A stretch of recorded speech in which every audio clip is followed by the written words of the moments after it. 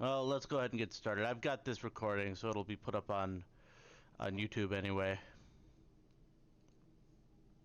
Okay, so go ahead if you've not done so, and you don't have to follow along with the worksheet I put up because I'm going to be putting up a couple of the examples right here. And then more so actually, because there's a couple things I wanted to talk about that are not up here. Okay, let's get started with a couple of these problems. What's really nice is that direct variation is actually really easy.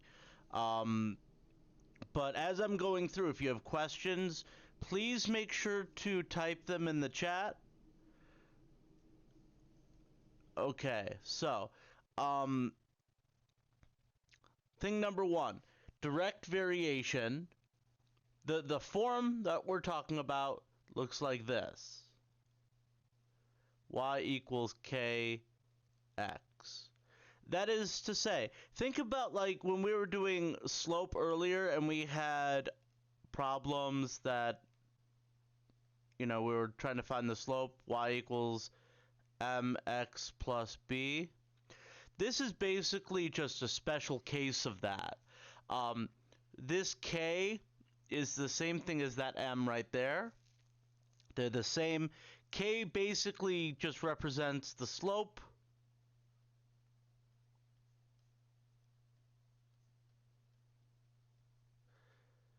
Of the line.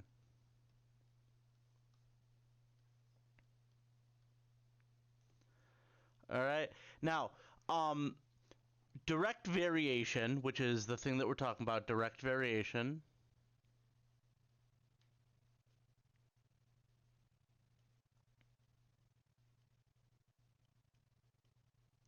Direct variation basically just means that anytime we know x, we know that the y value is the same number times x each time. So like if we know this k value is 2, then if x is 1, y is 2.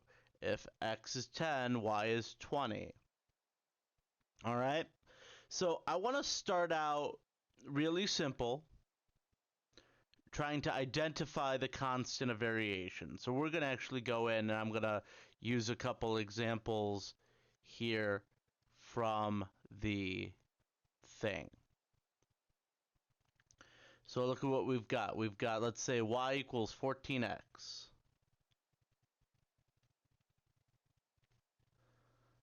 Okay, so if y equals 14x, I want to know what is the constant of variation.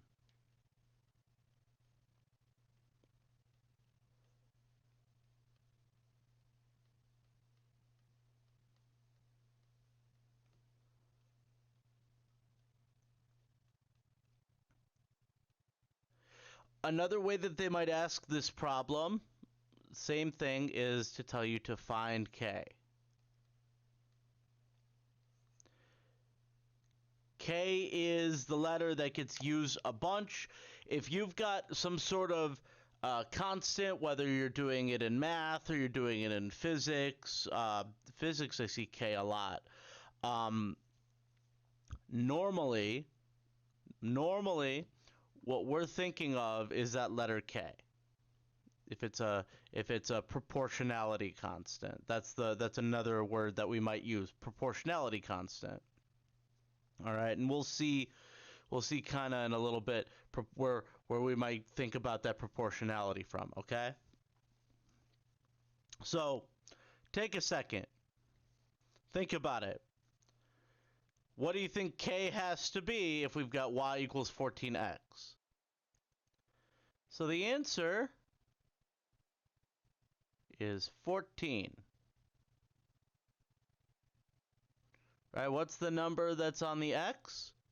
14. So we can answer k equals 14. All right?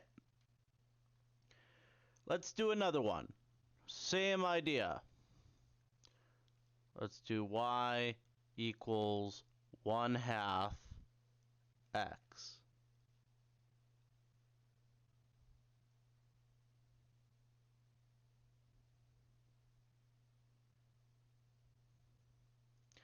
Take a second, think about what it has to be, then come up with an answer.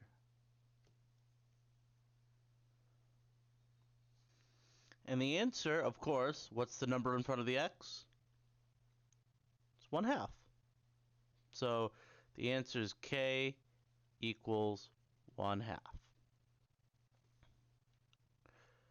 All right, let's do some non-examples here, some examples of situations that are not direct variation. And I'm going to ask you, is it direct variation or is it not direct variation?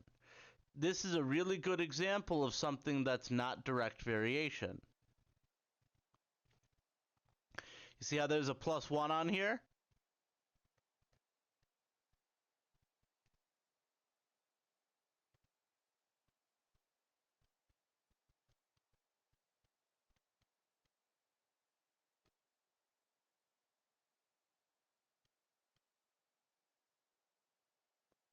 That means it's not direct variation.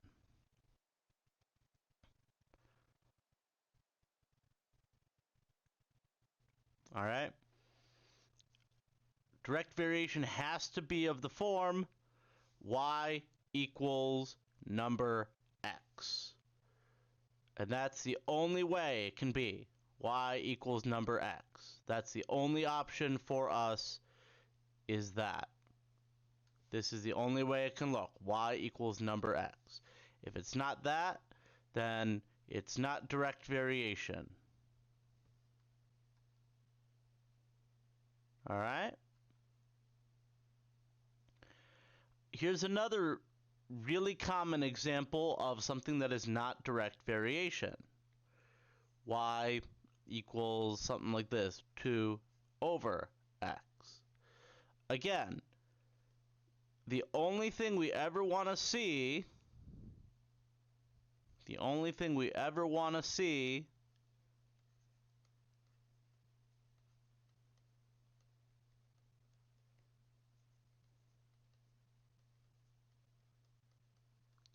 is y equals number x. Whatever the number is, it could be any number at all, but if it's not y equals number x like that, then it's not direct variation, and that's your answer. Hey, no, it's not. Is it? Does it look like this? No? Well, then it's not. Okay, so that's how we do it. Okay. One thing that can seem a little tricky, maybe you got a problem like this.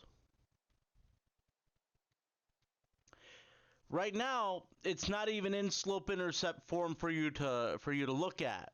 If you look at this and you say, well, it's not y equals kx.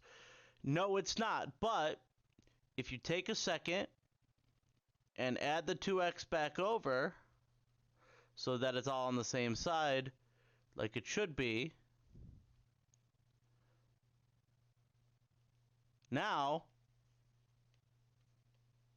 yes, it is. So if you can take it and you can use good algebra skills, adding something that's allowed to be added, subtracting something that's allowed to be subtracted, multiplying something that's allowed to be multiplied, or dividing something that's allowed to be divided, then yes, it is, and you can find what you need to find with direct variation. Here's another example of that, one that I see a lot. Y divided by x equals 4. Now you might be looking at this and saying, oh, this can't possibly be. How can I make it y equals kx? Well, remember, as long as you're using good algebra skills, you can move stuff around, right? If you can add something, subtract something, multiply something, or divide something. Y is divided by x right now. So if I multiply both sides by x, that means I can cancel these right here, because x divided by x gives you 1. It cancels out, and look what I have left. Y equals 4x. Is this direct variation? Yes, of course it is. All right. Now that we've done a couple examples like that, the last thing I want to talk about are some of these other types of problems that we have. So let me pull this up. Basically, what we're going to do is we're going to be given some kind of something here. We're going to be given when y equals 2, x equals 7. Find k. Well, look, if you know that it's supposed to be y equals kx, then you can say, well, okay, I know y is 2. I know x is 7. So I can put 2 where y goes, I can put 7 where x goes, and I can solve for k. Just like that. Let's do another one.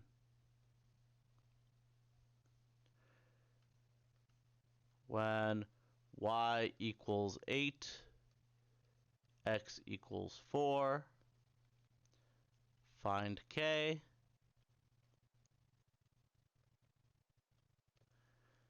Write down your equation, y equals kx. Since y is 8, we're going to put 8 where the y goes. Since x is 4, we're going to put 4 where the x goes. And we're going to solve. Let's do 8 divided by 4. And 8 divided by 4, we get k equals 2. Now, you can actually go one step further from this, too. You can say when x equals 2, y equals 7, what is y when x equals 3? So there's a bunch of different ways to do this, but I think the easiest way is to just do 2 steps. And the 2 steps are this. First, find k, just like we did in the very last problem. So y equals 7. Put 7 in for y. X equals 2, so put 2 in for x. Solve, you get k equals 7 over 2. And then step 2, find y with the new information. Because now we know k equals 7 over 2. And we know now the new x is 3. So plug those things in, y equals kx, right? Y equals, and look at what I get. Multiply across, we get 21 over 2. And that is my final answer. Let's do a couple more of these, because I think these are basically when it comes down to it, if you can do this problem, then you should understand everything. This is all the skills all together. So let's do another one. When y equals 5, x equals 10, what is x when y equals 12? Okay, so let's do the same thing again. Step 1 is we'll find k. Y equals kx. Plug in y and x. 5 equals 10k. Divide both sides by 10. And you get k equals 5 over 10, which you may simplify to 1 over 2. That's fine. You can also leave it as 5 over 10 technically. It'll all still work out in the end. And then now we can go with our k value that we just found. Maybe write it down here. And you can plug it in and find x. Y equals kx. So now what is y? 12. K, 1/2. X, we don't know yet. How do we get rid of this 1/2? We can multiply by 2. So let's multiply both sides by 2.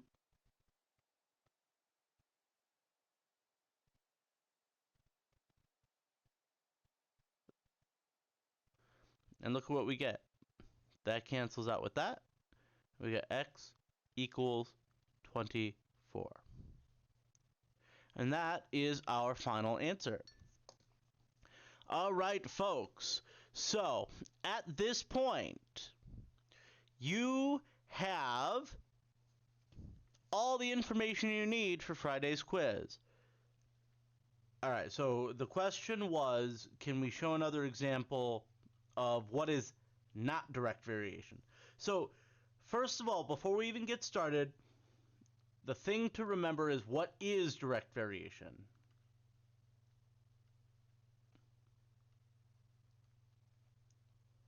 Y equals a number times x. This is direct variation. Y equals number times the letter x. If it is of that form, doesn't matter what the number is. It could be 12, it could be 52, it could be 1/2, it could be 27 times pi. That's a number. Anything that's a number can go right in here, and you can call it direct variation. So if it is not direct variation, it doesn't look exactly like that. So here's an example of something that's not, right? Y equals 3x plus 2. We know it's not because this plus 2 on the end is just hanging out here, and we don't want no plus 2.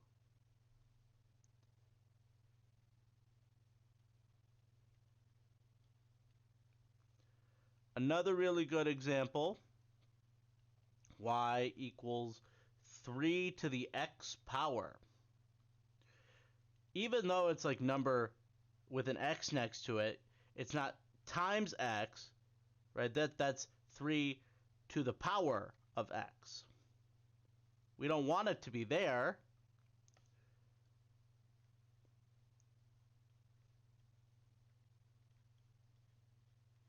All right? We don't want it to be there. We want it to be 3 times x. Another example, and this is another really common example, y equals 7 over x. See, we're not multiplying, we're dividing, right? 7 over x is not the same thing as 7 times x, right? This is 7 divided by x. So it's this division sign part that screws it up for us.